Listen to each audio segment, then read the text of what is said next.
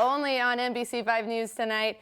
It's part one of a two-part Tank of Gas getaway. We're visiting our region's covered bridges. Every bridge has a story, and every bridge is historic. NBC5's Scott G and photographer Mike Porter offer us video postcards of some of the most stunning covered bridges in Southern Oregon.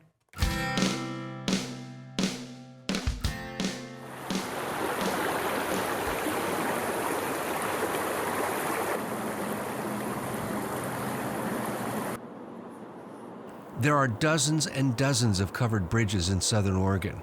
Now, there's no way you'll get to all of them on one tank of gas, so we're not going to get to all of them in one story. So we'll call this Southern Oregon Bridges Part 1. So let's begin at the beginning. I mean the real beginning. The very first official covered bridge is the Archidiko Bridge in Greece. It was built during the Greek Bronze Age, sometime between 1300 and 1200 BC. This covered bridge looks more like a tunnel, but back then it was wide enough for chariots to pass over what used to be a creek. Here's the oldest covered bridge in the United States. The Hyde Hall Covered Bridge was built in 1825 in Cooperstown, New York. It's said to be haunted. And this is one of the oldest covered bridges in Southern Oregon. So let's start our tour at the Grave Creek Bridge in Sunny Valley. It was built in April of 1920. It's the last covered bridge on the old Pacific Highway. Even after Interstate 5 was built nearby, locals still drive over the Grave Creek Bridge like they've done for over 100 years. This is the Horse Creek Bridge. It was originally built in 1930 just north of Riddle in Lane County. It was 105 feet long and spanned the Horse Creek, a tributary of the McKenzie River. But the bridge was moved and now crosses Myrtle Creek in Douglas County. And take a look at this conveniently posted sign. In one direction, the arrow points to the Horse Creek Bridge. The other arrow sends you to a second covered bridge within walking distance. That's a cool 2-for-1. Follow that other arrow to the Neil Lane Covered Bridge. In 1939, it cost $1,000 to build. At just 42 feet long, it's one of the shortest covered bridges in the state.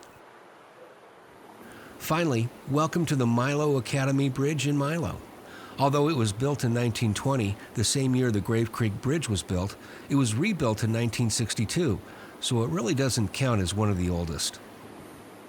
The Milo Bridge spans the South Umpqua River. It's on private church property, but visitors are welcome. In fact, near the bridge is this charming little country store. Souvenirs and fresh produce are stocked inside. There's no store clerk. Put your money in the jar. It's the honor system. And here's something you would have never known about the Milo Covered Bridge unless you watched this story. Check out the rope swing underneath the bridge. 3, 2, 1.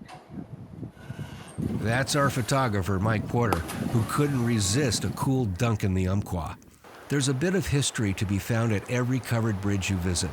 The facts about each are well documented, so do a little internet research before you go. You can find all the Southern Oregon bridges on Google Maps. In Part 2, we'll tour some of the other historic Southern Oregon bridges and tell you why covered bridges were built in the first place. Scott G, NBC5 News.